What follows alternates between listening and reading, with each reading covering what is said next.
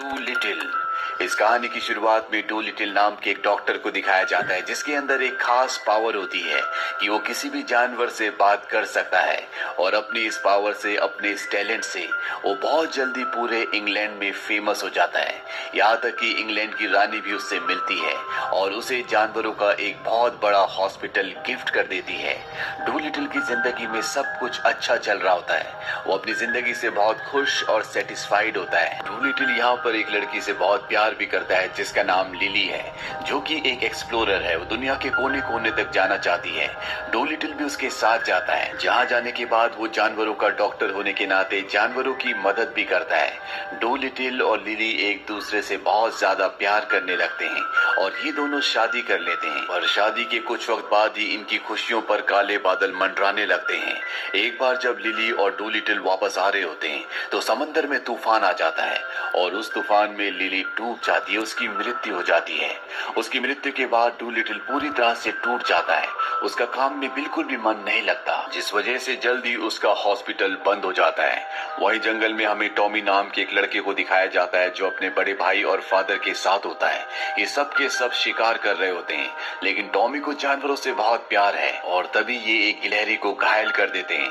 Tommy से कहा जाता है कि तुम इस गिलहरी को मार दो, लेकिन टॉमी के दिल में जानवरों के लिए बहुत दया होती है। वो चाहकर भी उस गिलहरी को नहीं मार पाता और तभी ऊपर पेड़ पर एक पैरट आता है और वो टॉमी को इशारा करता है कि तुम इस गिलहरी को लेकर मेरे साथ चलो। टॉमी उस गिलहरी को उठाता है और पैरट का पीछा करता है। पैरट उसे डू लिटिल के हॉस्पिटल ले आता है जो अब बंद हो चुका है। टॉमी जब हॉस्पिटल के अंदर आता है तो वो एक जाल में फंस जाता है। वहीं हमें अब डू लिटिल को अंदर दिखाया जाता है जिसकी दाढ़ी बड़ी बड़ी हो चुकी है। वो किसी भी इंसान से नहीं मिलना चाहता। पैरट उसे बताता है कि बाहर एक इंसान ने गिलहरी को लेकर आया है पर वो किसी भी इंसान से नहीं मिलना चाहता।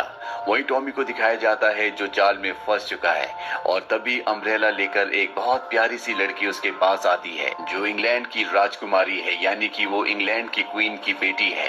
वो टॉमी को उस जाल से छुड़ा देती है और इसके बाद ये दोनों के दोनों हॉस्पिटल के अंदर आते हैं, जहाँ पर टॉमी हॉस्पिटल के अंदर जानवरों को देखकर डर जाता है और इसके बाद वो डू लिटिल को वो गिलहरी देता है जो घायल है। डू लिटिल जब उस घायल गिलहरी को देखता है तो उसके दिल में दया आ जाती है और वो अपने जानवर साथियों से कहता है कि ऑपरेशन की तैयारी करो। सब उसकी इंस्ट्रक्शंस को फॉलो करते हैं। यहाँ पर जो चिंपैंजी होता है वो गिलहरी को ऑपरेशन थिएटर, ऑपरेशन टेबल पर लिटाता है और इसके बाद ये सब के सब मिलकर ऑपरेशन करना शुरू करते हैं।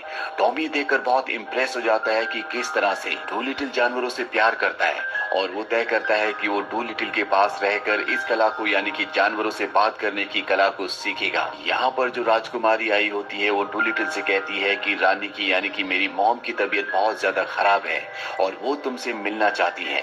हालांकि डू लिटिल अपनी पत्नी के मरने के बाद यहाँ से बाहर नहीं निकला होता, लेकिन जब उसे पता चलता है कि रानी की तबीयत खराब है तो वो रानी के पास अपने डॉग के साथ जाता है और अपने डॉग से कहता है कि रानी को सूंघकर बताओ कि उन्हें क्या प्रॉब्लम है। उसका डॉग रानी को सूंघता है और उसे बताता है कि मैंने ऐसी स्मेल अपनी जिंदगी में कभी भी फील नहीं की। यहाँ पर डू लिटिल देखता है कि एक एक्वेरियम है जिसके अंदर ऑक्टोपस है। वो उस एक्वेरियम के अंदर अपना मुंह डाल देता है और ऑक्टोपस से पूछता है कि बताओ यहाँ पर क्या हुआ था। ऑक्टोपस उसे बताता है कि रानी ने आखिरी बार चाय पी थी जिसके बाद वो बीमार हो गई और डू लिटिल समझ जाता है कि उन्हें चाय में जहर मिलाकर दिया गया था और अब वो उस जहर के बारे में पढ़ता है और कहता है कि ये बहुत ही खतरनाक जहर है जो कि नाइट शेड पौधे से बनाया गया है और जल्दी अगर रानी को एंटीडोट नहीं दिया गया तो उनकी मृत्यु हो जाएगी। और इस नाइट शेड पौधे का जो एंटीडोट, यानी कि इस जहर को काटने का जो तोड़ है, वो एक खास तरह का फ्रूट है जिसका नाम ईडन है, जिसे हासिल करने के लिए इन्हें एक बहुत लंबे सफर को तय करना होगा। और अब डू लिटिल अपने साथियों के साथ उस सफर पर जाने के लिए तैयार हो जाता है।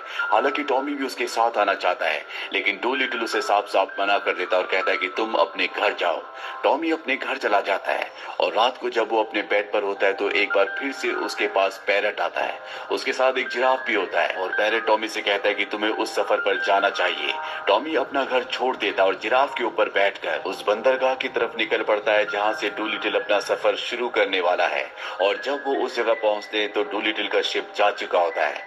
यहाँ ऊपर एक टूटा हुआ ब्रिज होता है। टॉमी उस ब्रिज के ऊपर पहुंच जाता है और जब ब्रिज के नीचे से डूलिटिल का शिप गुजरता है तो वो उस पर कूद जाता है। हालांकि डूलिटिल को ये बिल्कुल भी अच्छा नहीं लगता, पर उसका पैरट बोलता है कि तुम इस सफर पर पूरी तरह से अकेले हो, इसीलिए मैं टॉमी को यहाँ पर ले आया।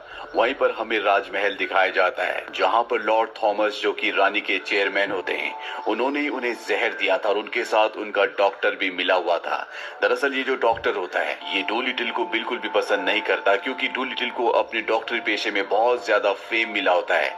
और अब चेयरमैन डॉक्टर से कहता है कि तुम्हें डूलिटिल को रोकना होगा, इससे पहले कि वो वापस आए तुम्हें उसे खत्म करना होगा। और अब ये डॉक्टर अपने बड़े शिप को लेकर उसके शिप के पीछे जाता है। डूलिटिल उस शिप को देख लेता है, जो कि एक वॉर शिप होता है, और वो समझ जाता है कि ये शिप इनके ऊपर हमला करने वाली है। तभी वो एक बहुत बड़ी व्हेल मछली को बुलाता है, जिसकी मदद से वो अपना शिप लेकर यहाँ से निकल जाता है। और अब वो पहुंच जाता है एक राज्य, जिस राज्य में दिखाया जाता है कि डूलिटिल के वांटेड के पोस्टर लगे हुए हैं। और ये पोस्टर यहाँ के राजा ने लगवाए होते हैं, क्योंकि लिली, जिससे डूलिटिल ने शादी की थी, वो इसी राजा की बेटी थी, जिसे वो यहाँ से भगा कर ले गया था। और अब डूलिटिल को इस राज्य से अपनी पत्नी की एक खास किताब चाहिए, जिसके अंदर वो मैप है, जिससे इन्हें ये पता लगेगा कि ईडन फ्रूट कहाँ पर है। ये उस राज्य के राजमहल में पहुंच जाते हैं। डूलिटिल को पता है कि वो डायरी उस जगह पर है जहाँ पर राजा सोता है। यहाँ पर एक संकरा रास्ता होता है, जिससे डूलिटिल नहीं जा सकता। टॉमी कहता है कि मैं अंदर जाऊंगा। वो अपना भेष बदल लेता है और ड्रैगन फ्लाई की मदद से किसी तरह से दरवाजा खोलकर वो उस कमरे में पहुंच जाता है, जहां पर राजा बहुत सारे शेरों के साथ सोया होता है। वो धीरे धीरे डायरी की तरफ बढ़ता है, पर इससे पहले कि वो उस डायरी को हासिल करता, ड्रैगन फ्लाई की वजह से राजा की आंखें खुल जाती है। वो नींद से जाग जाता है और न सिर्फ टॉमी को बल्कि डूलिटिल को भी गिरफ्तार कर लिया जाता है। डूलिटिल से राजा नफरत करता है, इसीलिए वो टॉमी को अपने साथ ले जाता है और जिस पिंजरे में उसने डूलिटिल को बंद किया होता है, वहां पर अपने खूंखार शेर को छोड़ देता है। वहीं टॉमी ड्रैगन फ्लाई से कहता है कि शिप में सभी जानवरों को बता दो कि हम पकड़े गए हैं, हमें मदद की जरूरत है। ड्रैगन फ्लाई शिप में जाता है और सबको बता देता है, और अब सभी जानवर महल के ऊपर हमला कर देते हैं। डूलिटिल का जो गोरिल्ला होता है, वो देखता है कि डूलिटिल के ऊपर शेर हमला करने वाला है। वो शेर के सामने आ जाता है, वो शेर से लड़ता है और डूलिटिल को यहाँ से बचा कर ले जाता है। टॉमी के हाथ वो डायरी भी लग जाती है, जिसमें नक्शा है। और इससे पहले कि ये अपने शिप तक पहुंचते, यहाँ पर डॉक्टर भी आ जाता है, जो लगातार इनका पीछा कर रहा था। वो इनसे डायरी ले लेता है, साथ ही इनके शिप को पूरी तरह से तबाह करके यहाँ से डायरी लेकर निकल जाता है। और अब ना इनके पास शिप है और ना ही डायरी। अब इस राज्य का राजा यानी कि लिली के फादर इनके पास आते हैं। डूलिटिल उन्हें सारी कहानी बताता है कि किस तरह से वो रानी की जान बचाना चाहता है, और ये भी कि उसने उनकी बेटी से शादी की थी। सारी सच्चाई जानने के बाद राजा उसे माफ कर देता है और उसे एक बहुत बड़ी शिप देता है। हालांकि अब इनके पास नक्शा नहीं है, लेकिन समंदर में जो मछलियां होती है, डूलिटिल उनसे बात करता है और पूछता है कि डॉक्टर किस तरफ गया है। मछलियां उसे दिशा बता देती है और डूलिटिल उसी दिशा की ओर लगातार आगे बढ़ता रहता है और एक आइलैंड तक पहुंच जाता है। ये वही आइलैंड है जहां पर डॉक्टर आया है, क्योंकि वो भी उस ईडन फ्लावर को हासिल करना चाहता है। डूलिटिल अपने साथियों के साथ संकरे रास्तों से होता हुआ एक बहुत ही खतरनाक गुफा तक पहुंच जाता है। लेकिन इससे पहले कि ये उस फूल तक पहुंचते, यहाँ पर जो डॉक्टर होता है उसके साथ बहुत सारे लोग भी होते हैं। वो सब इन्हें घेर लेते हैं और अब डॉक्टर इन्हें मारना चाहता है, लेकिन तभी ये देखते हैं कि पूरी गुफा में रोशनी होना शुरू हो जाती है। दरअसल यहाँ पर एक खतरनाक ड्रैगन होता है, जो उस पेड़ की रक्षा करता है जिसमें ईडन फ्लावर उगता है, और वो ड्रैगन डॉक्टर के सभी आदमियों को एक एक करके आग से जला देता है। इसके बाद वो डॉक्टर भी हमला करता है। वो एक होल के अंदर गिर जाता है, जिससे उसकी मौत हो जाती है। और अब ड्रैगन डूलिटिल को पकड़ लेता है। ड्रैगन को यहाँ पर बहुत ज्यादा पेन हो रहा होता है, जिससे डूलिटिल भाग जाता है और वो उसे कहता है कि मैं तुम्हारे पेन का इलाज कर सकता हूँ। ड्रैगन उसकी बात मान जाता है और इसके बाद डूलिटिल अपने साथियों के साथ उसके पेट में जितने भी ह्यूमन शील्ड्स होती हैं, उन सबको निकाल देता है, जिस वजह से उसके पेट में उसे दर्द हो रहा था। ड्रैगन को बहुत अच्छा लग रहा होता है।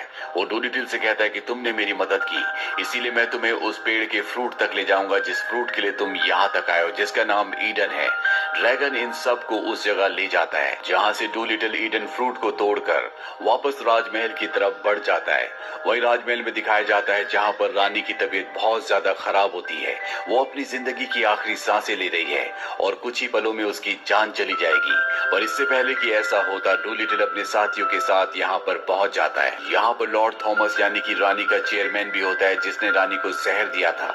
और जब वो डूलिटल और उसके साथियों को देखता है जिनके पास ईडन फ्रूट है, तो वो अपने आदमियों से उन पर हमला करने के लिए कहता है। ये सब के सब इधर उधर भागना शुरू कर देते हैं, पर किसी तरह से टॉमी फ्रूट को लेकर रानी के पास पहुंच जाता है और उसका जूस रानी के मुंह के अंदर डाल देता है, जिससे रानी बिल्कुल ठीक हो जाती है। रानी को कुछ भी समझ नहीं आ रहा होता कि उसके आसपास क्या हो रहा है। और तब डूलिटल उसे बताता है कि आपका जो चेयरमैन है यानी कि लॉर्ड थॉमस, उन्होंने आपको जहर दिया था ताकि आपको मारकर ये खुद राजा बन जाए। इसी ने हमारे पीछे डॉक्टर को भेजा था ताकि हम ये फ्रूट लेकर कभी भी यहाँ तक ना पहुंच पाए। और अब जब रानी को सारा सच पता चल चुका है, तो वो अपने आदमियों से कहती है कि इस गद्दार को पकड़ लो। लॉर्ड थॉमस को गिरफ्तार कर लिया जाता है। रानी डूलिटल को थैंक्स कहती है। वहीं डूलिटल अपने सफर से समझ गया होता है कि उसे जिंदगी को जीना होगा। वो अपने हॉस्पिटल को एक बार फिर से खोल देता